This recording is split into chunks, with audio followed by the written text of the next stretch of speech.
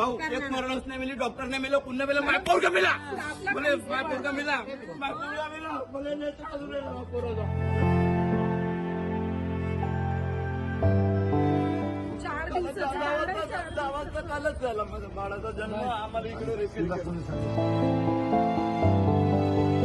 पोरगा झाला मध्ये तुझी जाण दुखलं. 3 वाजता मला माहित पडलं का आग लागली आहे म्हणून, पण मा पोरगा मरण पावलं ते मला माहित होतं त्याच्या आहे म्हणून.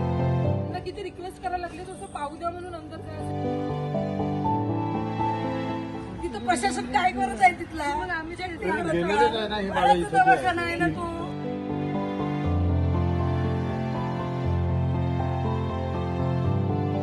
अमरावतीत पहाटेच्या सुमारास रुग्णालयात अशी आग लागली की काही कळायच्या आत नवजात बाळांचा जीव धोक्यात आला. अमरावतीच्या जिल्हा स्त्री रुग्णालयाच्या नवजात शिशु अतिदक्षता कक्षात पहाटे 3:30च्या सुमारास अचानक आग लागली. प्राथमिक माहितीनुसार व्हेंटिलेटरमध्ये स्फोट झाल्यानंतर आग लागली आणि काही क्षणातच ती पसरली. बोलत नाही आम्ही विचारतो मा बाळाला काय तब्येत आहे, काय झालं, शब्द बोलत नाही. पैसे द्यायला लागते बोलत म्हटलं या पोरींना त्यांनी अंदर जाऊ दिलं. त्यांना किती रिक्वेस्ट करायला लागले तसं पाहू द्या म्हणून अंदर जायसाठी. 7 वाजेपर्यंत माहित नव्हतं, 7 वाजेपर्यंत माहित नव्हतं मा बाबू परत पाहिला नाही मा बाबू कसा होता म्हणून. आणि मा बाबू पाहिजे बायकोला काय सांगेन मी, बाबू माझ्यामध्ये सांगितलं मी ना. बायको काय करण, बायकोचं काय तुम्हाला काय ऍक्शन घ्यायची याच्यावर घ्या. आम्हाला आम्ही नागपूर शिफ्ट करायला तयार होतो. त्यांनी म्हटलं तेव्हा डफिनवाल्यांनी काय म्हटलं त्यांनी, मग नंतर की इथे फॅसिलिटी अवेलेबल झाली तेव्हा सोयच नाही. तुम्ही तर कशाला ठेवला? आम्हाला निघायला पाहिजे होतं ना. सगळ्यांना तुमच्याकडून इलाज नाही होत का?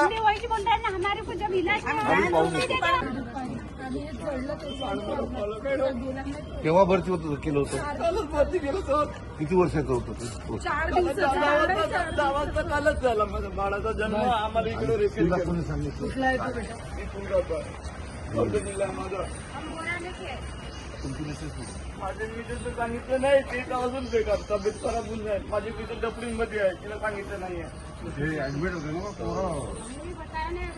मला मुलीची अशी त्याची तिकडं काही माझ्या बाबू मला पाहिजे रे बा.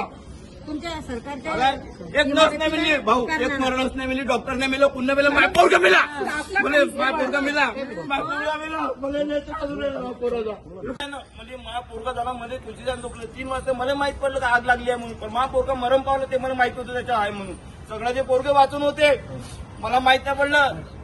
7-8 वाजतापासून मी मध्ये आग लागल्याचं लक्षात येताच डॉक्टर, नर्स आणि रुग्णालयातील कर्मचाऱ्यांनी धाव घेतली आणि बाळांना बाहेर काढण्यास सुरुवात केली. मात्र या बचाव कार्यात 3 चिमुकल्याचा दुर्दैवी मृत्यू झाला. माझा मुलगा बरोबर मला मी काय सांगू माझ्या वाईफला. आम्ही एवढी मेहनत केली,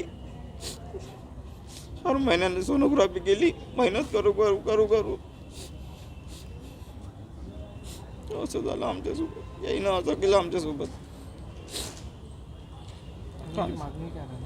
काय मागत आहे सर, माझा मुलगा चांगला होता सर. मला माझी नॉर्मल डिलिव्हरी झाली, खुशी होती माझ्या वाईफला काही त्रास नाही झाला म्हणून.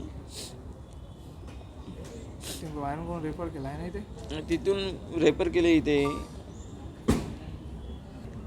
मला सकाळी 7 वाजता माहीत पडलं, पण मला डोळ्यासमोर आग लागली म्हणून 3 वाजता मला डोळ्यासमोर आग लागली आहे. मी खाली होतो, त्याचा कल्लाबाजार चालू होता. मी झोपलोच नाही ना खुशीनं. माझा मुलगा झाला तर मला खुशी होती, खूप खुशी होती का चला बा सकाळी उठून. मग रात्री झाली होती, ते हकलून देते बाहेर झोपाले 12च्या नंतर. तर रात्री झाली होती, तिला काही खाल्लं नव्हतं. डिलिव्हरी झाल्यावर तिला केळं वगैरे होते, पण केळं वगैरे तिला चालत नाही. मग मी म्हटलं चाय मग सकाळी चायचं दुकान खोलते, मग चला बा चाय घेऊन जातो म्हटलं, असं सांगितलं. अरे माझ्या वाईफला माहीत बी नाही काय विचारायला झालं. दादा मी गरीब माणूस आहे, मी पार्सल विकतो. 10 रुपये 5 रुपये पार्सल भेटते मध्ये. आम्ही असं सरकारी दवाखान्यात आशेवर येतो आम्ही, आमच्याकडून प्रायव्हेट होत नाही. तर आम्ही असं होते आमच्या लेकराबाईचं. आम्ही गरीब आहे ना, हे आमचं हे आहे ना, असं आहे ना. काय त्यांचं आमचं इम्पॉर्टंट होतं ना. लेकरू इम्पॉर्टंट नाही, ते स्वतःचा जीव इम्पॉर्टंट राहते, द्यायला दुसऱ्याचं थोडी राहते. ते दुसरं म्हणजे कचरा समजते ना ते.